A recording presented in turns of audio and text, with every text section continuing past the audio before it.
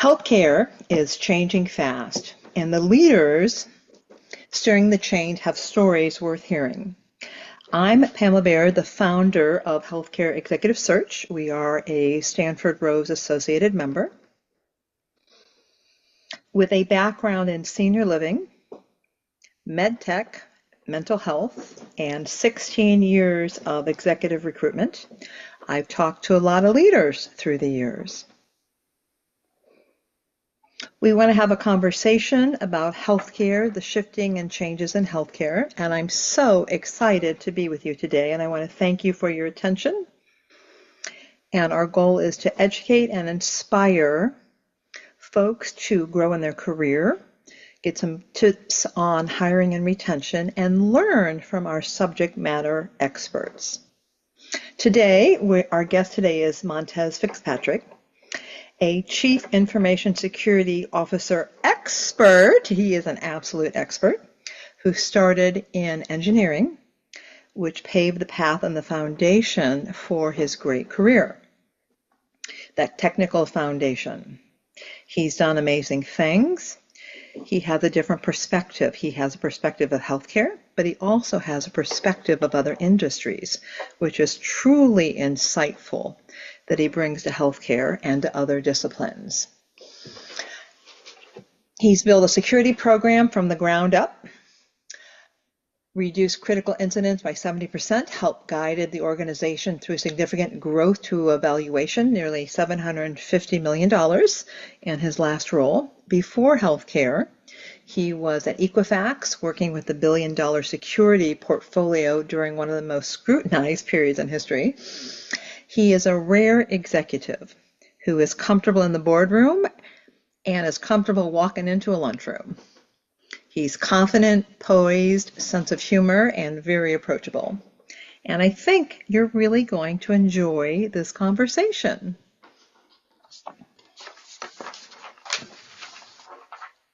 Montez, what does it feel like to be actually inside a major cybersecurity incident?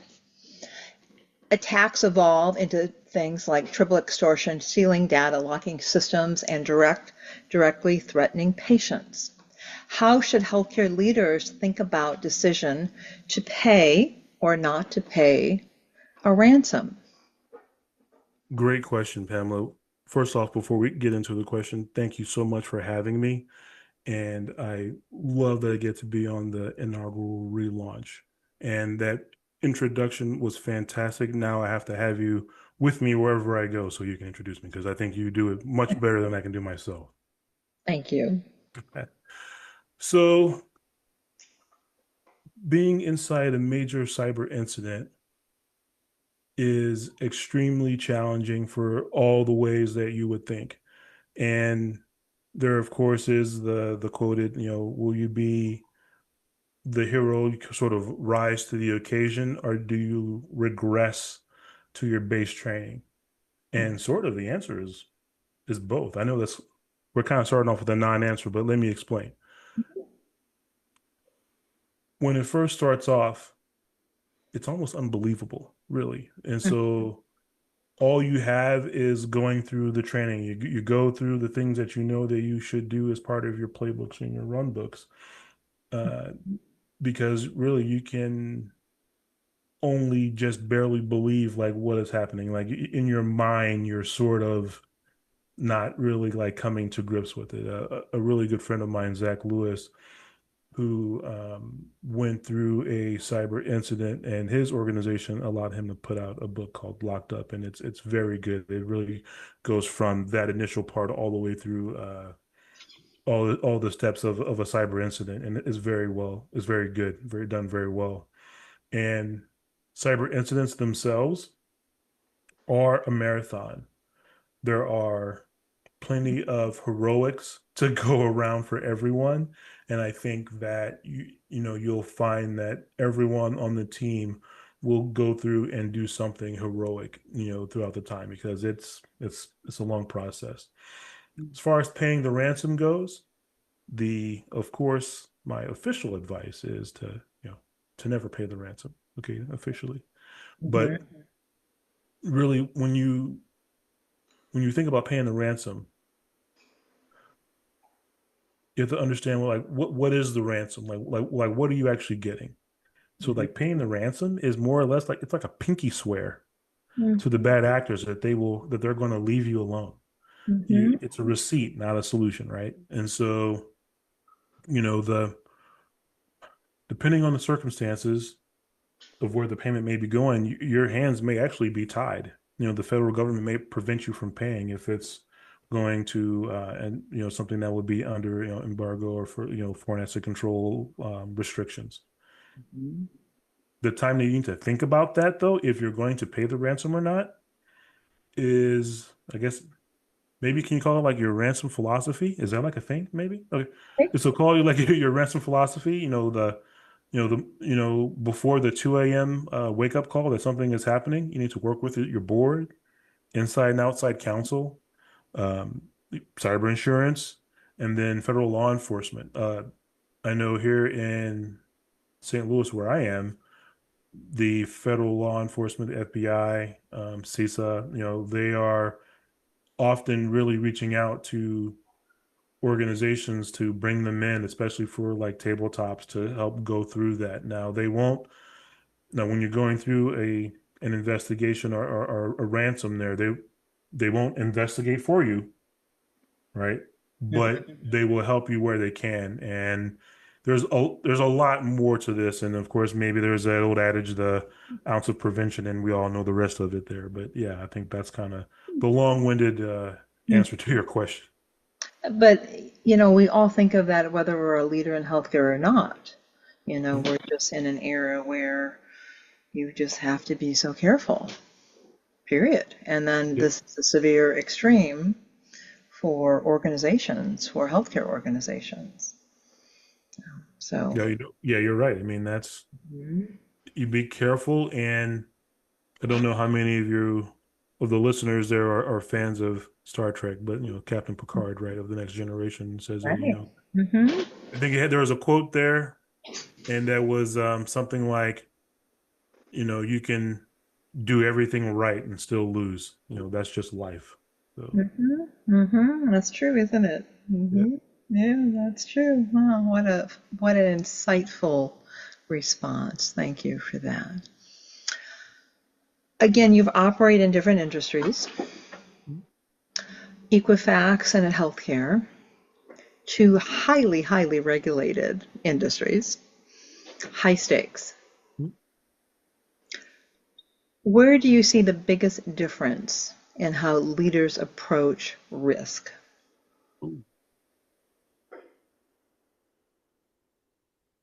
Between Equifax, so financial services and healthcare. Now, Mhm. I have to preface this all, and this is anecdotal, right? So Right. this is Montez's experience. That's right. You know that I think financial services, they really operate risk on as a mathematical equation. Hmm. And so in healthcare conducts it as a operational liability for like potential operational liability for fragile workflows. I think that's sort of the packaged answer, I think. But, on one hand, you have like, your life and my life at stake. On the other hand, you have like a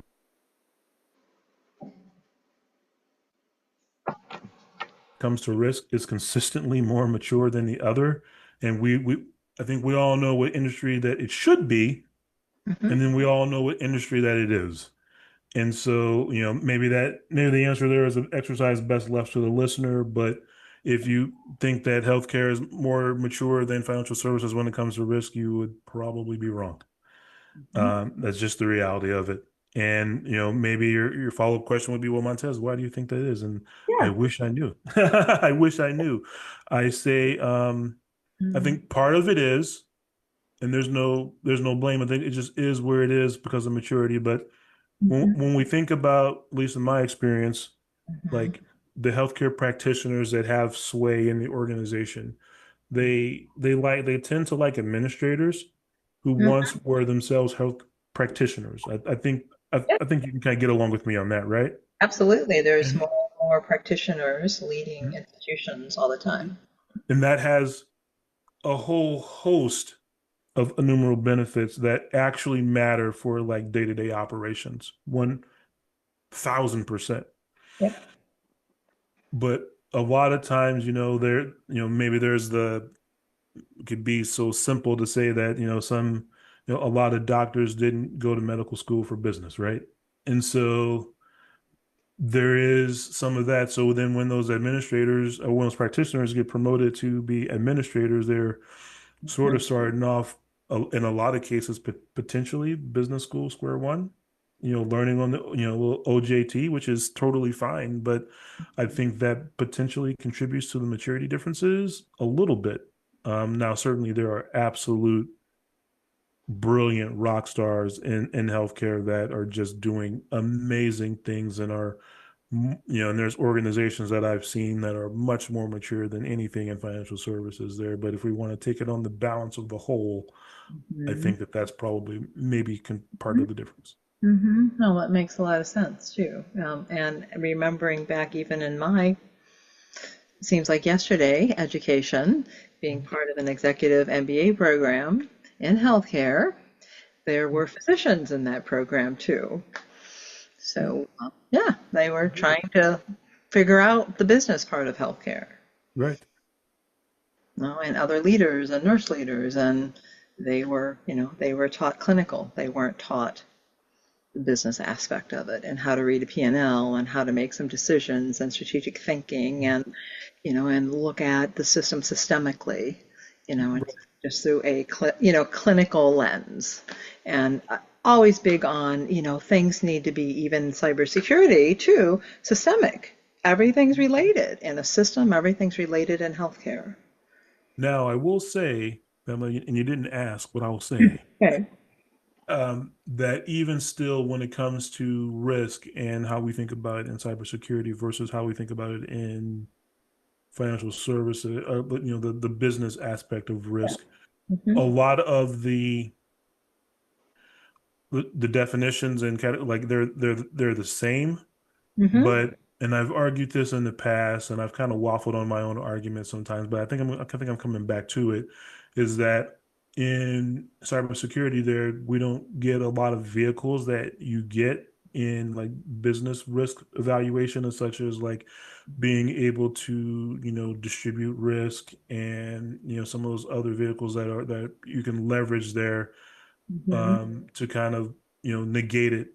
The at the end state, the risk is still in the organization, and so any mitigating factors and compensating controls that you use, while they can potentially decrease the residual risk by some measure, essentially you can't really distribute the risk anywhere else. It's the buck still stops with your security leader and ultimately, honestly, the CEO. So, Absolutely. That's really great. And it just even points to another parallel, general parallel, where healthcare has continued to evolve as a business through the decades.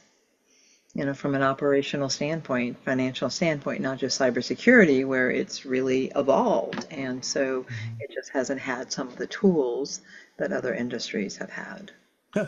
And maybe, as you said that, and maybe that's sort of a dirty word, right? Because I think most the practitioners didn't get into it for the business aspect of it, right? They got into it because they wanted to help people. And man, I wish that that was the prevailing sentiment, that we could just do that and didn't have to worry about the ugly aspect of business, I guess, maybe, but that's not reality. So yeah. No, right? I remember that. So no, I think all of us, including myself, started in healthcare to help people and we stayed there. Mm. But yet you've got to watch the financials. It's the bare things of even, hey, you got to have money to run the business. You got to keep the lights on. You got to be able to pay the staff. You've got, Right. but yeah, most of us wish we didn't have that, and healthcare's complicated, as we all know. So thank you for that. No, very insightful. Now, this is a great question I love. So you started as an engineer. right? Yeah, you Absolutely. started back in the Absolutely. day with an engineer, all this technical foundation. Not the typical path to go into leadership in the C-suite. I mean, it's kind of not, sometimes, but really not. Mhm. What was the moment you realized leadership was your path? Yeah, that's a really good question. I would say, I would be curious to say that I'm not so certain that like my path when it comes to cybersecurity is all that unique, at least for, Mhm. the old timers like myself, I guess, if you would want to say. There was actually a time when I was much less mature that I thought that maybe the only way to and through cybersecurity was like my path, like my path, the way that I came up was the only true path. Mhm. Softened on that as I've gotten older, and I realize, being more mature, that that's not actually the case.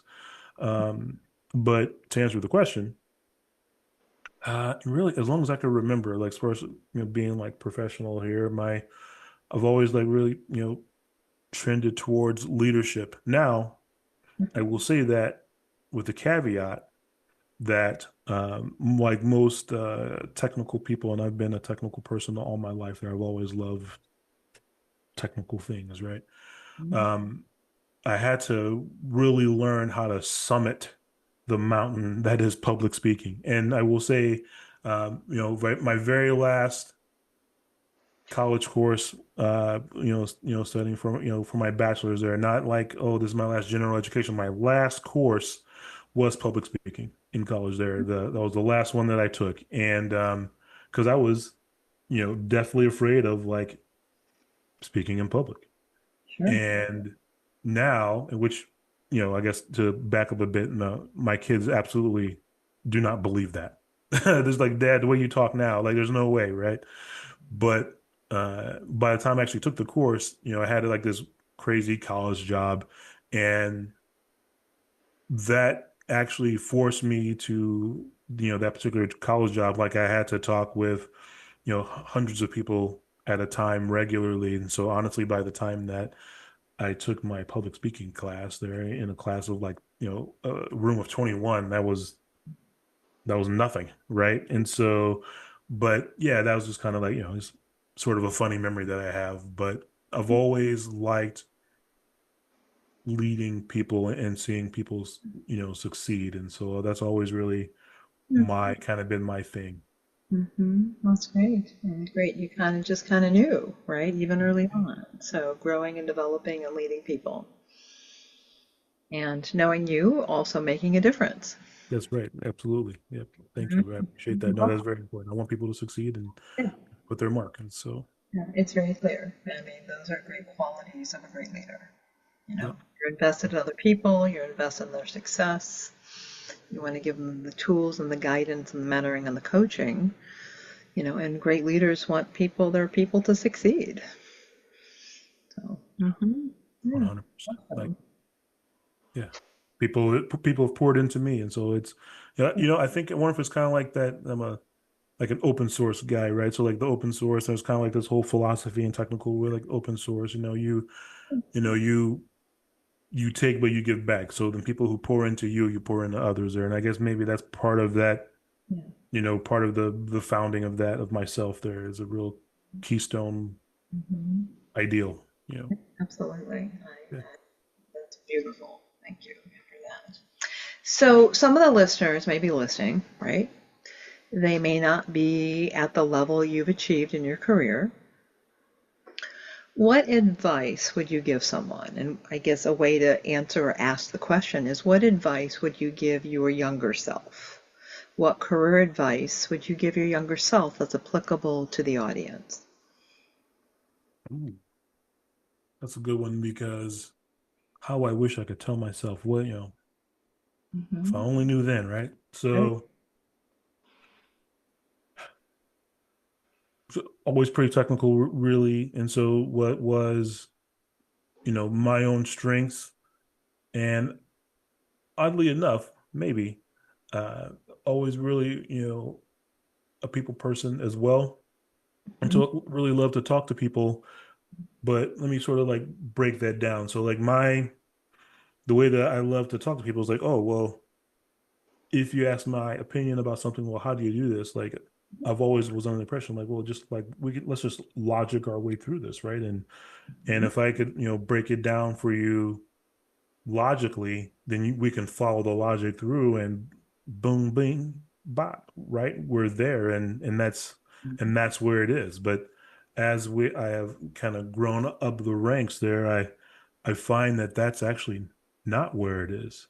And so, I mean, maybe let me explain a little bit here. So if I could say that to, keep the bottom line more up front there is to start developing the muscles to translate like tech speak to business risk speak.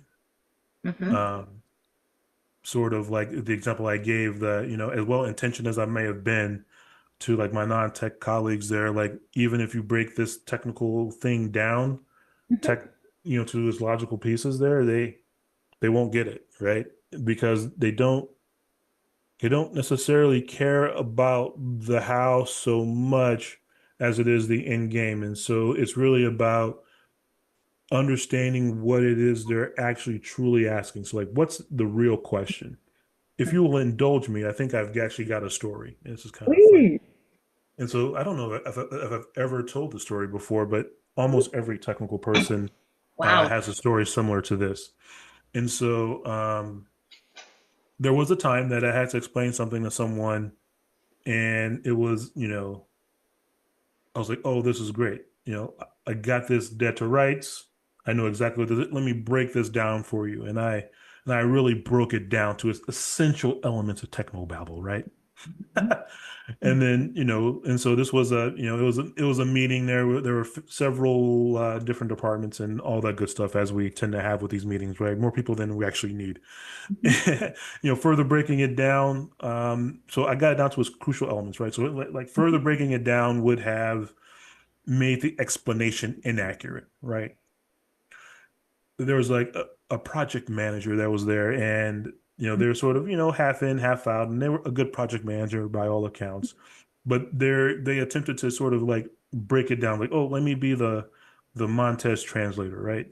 And so then they were in their effort, they abstracted away so much of what I was saying that it just ended up being in the sphere of like flat wrong. I Mhm. was furious. I can just say that I sort of naively, I suppose, and maybe I held on to this for longer than I should have, but I had a notion that if you were going to ask a question about something in my world, Mhm. that there was a certain base level of knowledge that you had to have to understand it. Now, I would be willing to get anyone to that base level. Like, I will work with you till the cows came home to get you to understand the logic behind it, but I was not going to break it down to the point of like making the abstraction like inaccurate, right? And so um I held on to that for a long time. I would say that if I could tell my younger self to break away from that, I would want to do that. And just because, and the way that I would do that is, what I didn't understand was that the question really didn't matter. It was really trying to figure out what the end goal was. And so, like, what's the end? So, like, is it, so like in this political sphere, right? Because even as a Mhm. young security person there, right, in this meeting there's politics going about that I really didn't realize at the time too. Sure. And so is the question they asked, was it something that they used to like make themselves feel like technically superior to like the other not technical colleagues, right? And then they're just asking for me just to co-sign on their, that's what the kids say now, I think, right? To co-sign on their technical prowess.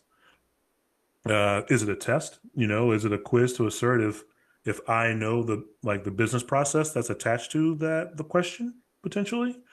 Or, if the question was legitimate, what are they actually really asking? And then trying to figure that out as part of like the mission, really. And so that's the business folks, they're keyed in on like the mission aspect of it. And so that would be the last piece of it, would be once you Mhm. have like the business risk speak, Okay. like translating that to like what's the mission, and then that is applicable for whatever level. It doesn't mean, just at the chief level, Sure. executive level, that, if you are an operator and you're in the meeting there, like what's the mission at your level? And just to understand that, you in security we'd be very far along if you understood that, I think.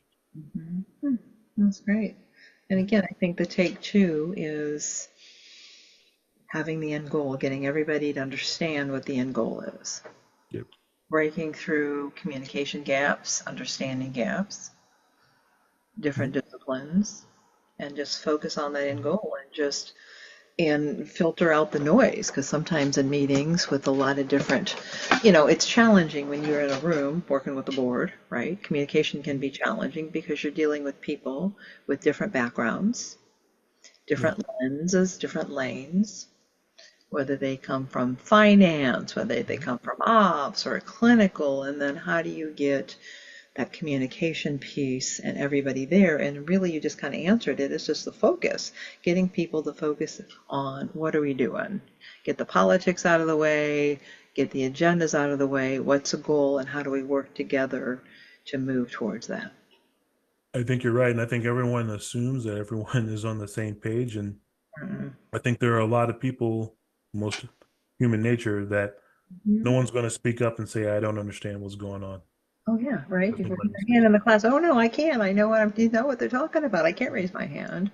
that. You don't. And that goes to the other thing I love what you said, just for people in general, is a lot of times somebody says something, they have a question, but what are they truly asking you? What is their true agenda? What's their true issue? A Mhm. lot of times it's not coming out, and you need to ask further questions, and they may not even know themselves. Right.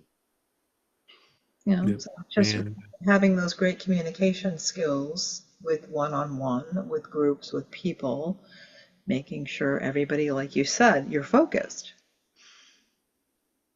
So thank yeah, you. We went yeah, off tangent a little bit, yeah, but a little bit, but I yeah. think it was a good one. I think it was a good tangent. Just it's people, right? It's Right. That's communication and people and getting everybody just to make sure everything is working and safe. right. Data is safe. People are safe.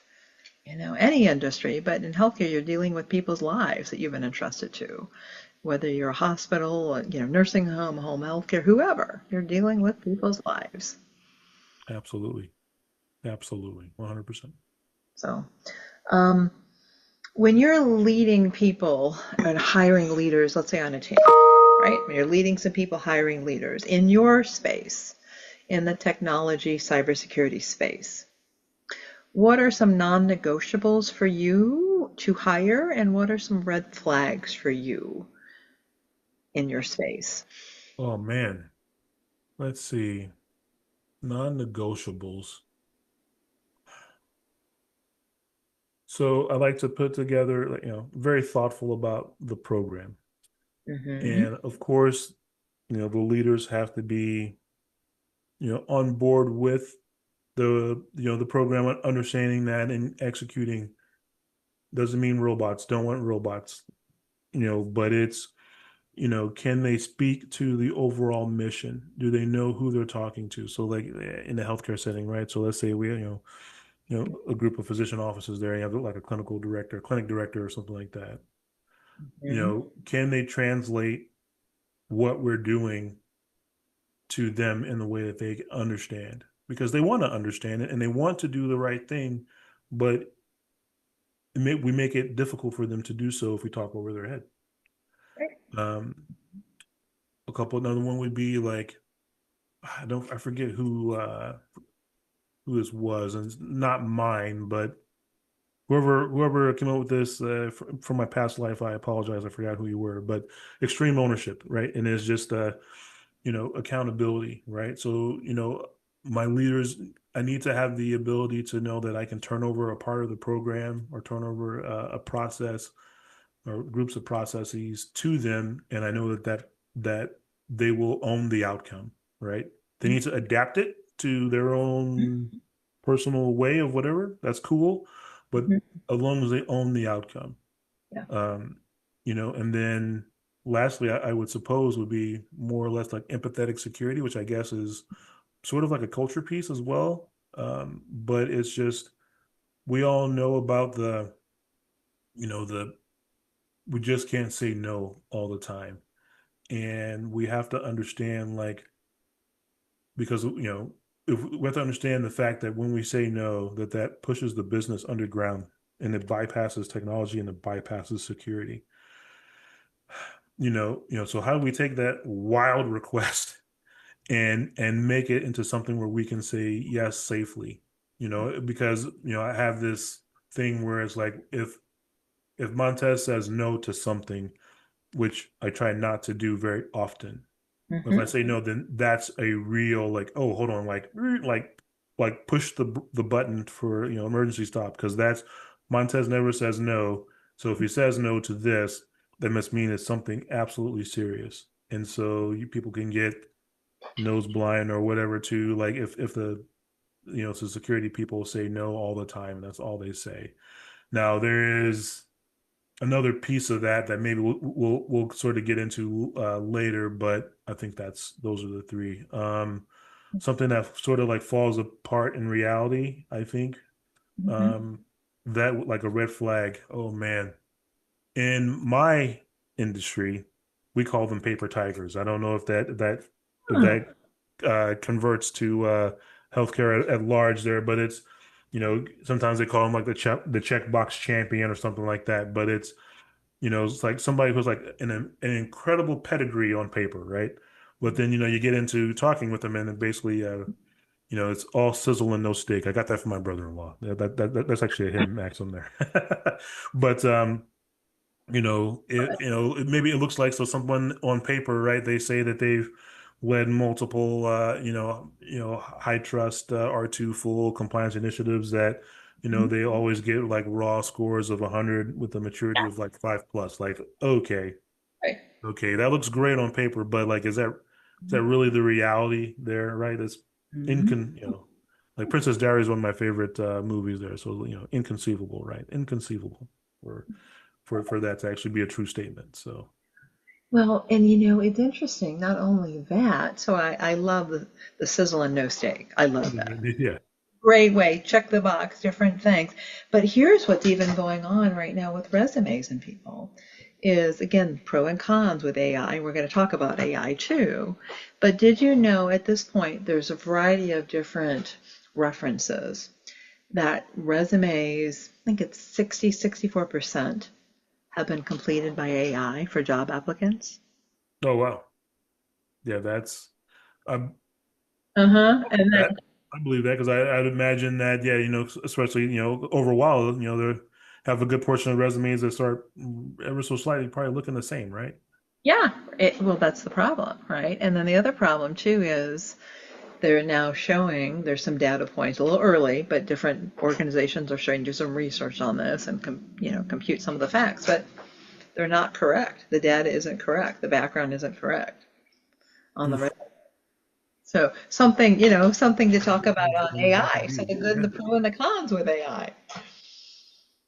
Yeah, I mean, it's great, but for something like that, that's sort of creative, but yeah, Mhm. man, it's a Yeah, that would be check the box, but the box check the isn't box, correct. right?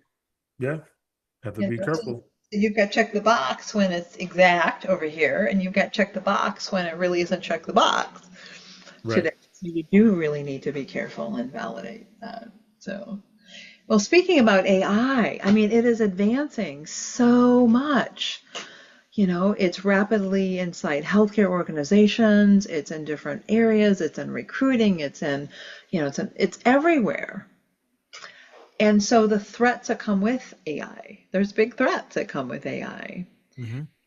What keeps you up at night right now, and what are you actively doing about it as it relates to AI?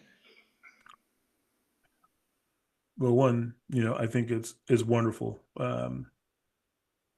The ability that it gives us to be more effective and efficient is fantastic. I think it's caught us in the security landscape practitioners a little flat-footed. Maybe it shouldn't have, but it has Mhm. for by in all practical purposes there.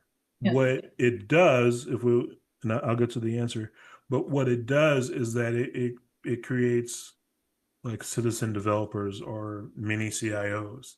And that's a paradigm that we haven't really had to worry about in large scale before. There's always been like, shadow IT and that and sort of like hammering that down, but this really exacerbates it and it really comes down to the data and how that flows and where it's at.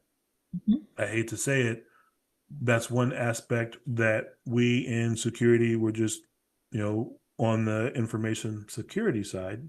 Mhm. That is our charge, right? It's to protect the data no matter where it is. And we don't often know where the data is 100%. And so that, a lot of that is what I do about it is, understanding, okay, trying to figure out, okay, those data points of where the data actually is. Mhm. And then the other piece of that is sort of the boring part of it is the identity stuff. And so it's understanding that the the humans, the non-humans, and then there's even a third one that we call even like the agents. Now the agents are non-humans, but Mhm. fundamentally speaking, there we actually kind of put them in a third bucket be, because of the way they can act very human-like and some as opposed to like a rote deterministic like a computer process. And so really getting an understanding and a handle on that, there is orders of magnitude more identities that are going to be non-human and orders of magnitude more of than that will be more of the agentic style than there actually will be in the human. And so just that those are the two sort of ends of it that we really need to get a good handle on. And so there's a lot of help out there right now that's starting to get there, but again, I think we're a little behind the curve. Yeah, thank you for that. And I want to fit this in. We used to talk about cybersecurity as a data privacy issue, but now we have ransomware averting ambulances Mhm. and delaying surgeries. How should hospital CEOs shift their mindset to truly see cyber risk as patient safety today? This isn't going to be a popular answer, probably with anyone. Okay. But the here we go. How about this? So if we need to paint a room, Mhm. and you go through all these processes there, though, they're picking who we're going to get the paint from and all this and that, and Mhm. boom, and then Mhm. you're like, oh, Mhm. we're down to two colors, and you've got your paint buckets in hand. You go to the room like, hey, Montez, the security guy, is it okay if I paint the room this color or this color? And then I say, well, the bucket in your left hand is against best practice, and the bucket in your right hand is illegal. Then, security then gets labeled as a blocker, right? When in essence, security should, when we were thinking about painting the room, is when security should have been invited to the conversation.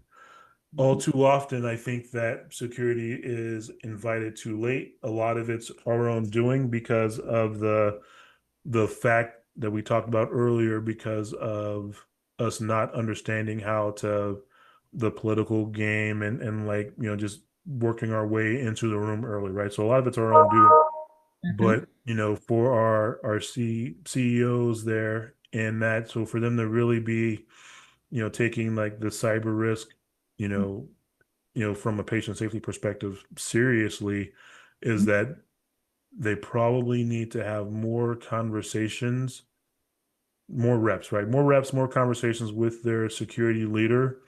And a lot of times in security, we feel like, as a CISO, right? A CISO, that we feel like the C is a small c, not a capital C. And so there's a change that needs to happen, and there needs to be a lot of effort on both sides to capitalize that C, so that the CEO and the CISO feel together there.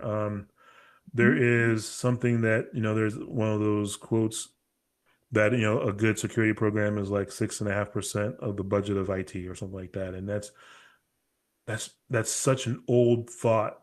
And there is much, that is if you're just talking about security from like a firewall, like firewalls and network basic stuff like that. It's, if you are, even a mid-size, a mid-market, like digital organization with like a digital transformation, like that, it should be, closer to like 18%. If you are, but I would argue that even security as a percentage of IT is the wrong thinking, because that's not business strategy there. That's just a percentage of technology there. So as a technology, sunk cost essentially there, probably, I don't know how accurate this is. I did see that potentially like 0.5% to 1% of like revenue at risk is a maybe potential better metric. I don't know. Like that one, I think I need to kind of like figure it out a little bit. But to finish up the answer, it's the CISO should be interfacing with the CEO, rest of the C-suite, EVPs on a regular basis. Like, and then probably they need to have like a lieutenant or a right-hand person that is really like a deputy CISO that's doing a lot of the day-to-day operations there. I think there's more of that networking and things like that that needs to happen. Yeah, absolutely. So again, it really just comes down to involvement early Yep, and communication and management, yep, absolutely. and then accountability from all the leaders together. 100%. Yeah, there is. Here's maybe a good. I know we're running up on time, but there is a potential there. Like, it's if your doctor is say, hey, Montez, maybe you don't need 3 honey buns a day, and maybe you don't need this, all these bad things, some monster Red Bulls or whatever. Mhm, And then I go back later, it's like, oh man, my A1C is like through the roof. And mhm. it's like, should I be mad at the doctor for that, right? Because that can't be right. That's silly, right? And so there is only so much that a CISO and the security department can really do. They are helping to moderate risk on behalf of the organization. But even still, I think that's an old thought. I think that we should integrate them as such that they feel like, okay, my job is ensuring clinical patient outcomes. When we can say that that's the way they feel, then you know that you have a mature cyber organization in your organization. Yeah, that's awesome. Thank you. I know we're getting close to wrapping up here because of time. Is there anything else you think a leader or a listener would benefit from knowing? Hmm. Yeah, I mean, cybersecurity is the breadth of it is much wider than I think a lot of non-technical people understand. If they were to say, okay, well, what does cybersecurity do? It'll be a very small fraction of what the actual job is. And I think you can kind of sort of equivocate it to being like they would think the CISO essentially is the cyber compliance officer for IT. And while, yeah, that's true that they sort of do have that role, it's so much more than that. And in a lot of ways, the breadth of information security, cybersecurity as an umbrella term can be wider than the technology teams, because not nearly as deep, right? Technology goes pretty deep on some stuff, but when it comes to breadth, yeah, it's the cross cuts every part of the organization, and if they have operational technology, even more so. So Awesome. Thank you. Well, I just want to say this has been so educational. This is just thoughtful conversation, Montez. Thank you for pulling back the curtain. for all the listeners on what it really takes to protect patients, data, people, in a system moving so quickly today. I mean, just the rapid changes we have today. To our listeners, if today's conversation made you think differently about cybersecurity, leadership, or both, that's exactly what we're here to do. This is Pamela Baird. This is Healthcare Leaders Reshaping Healthcare. And we'll see you on the next session. Again, thank you so much.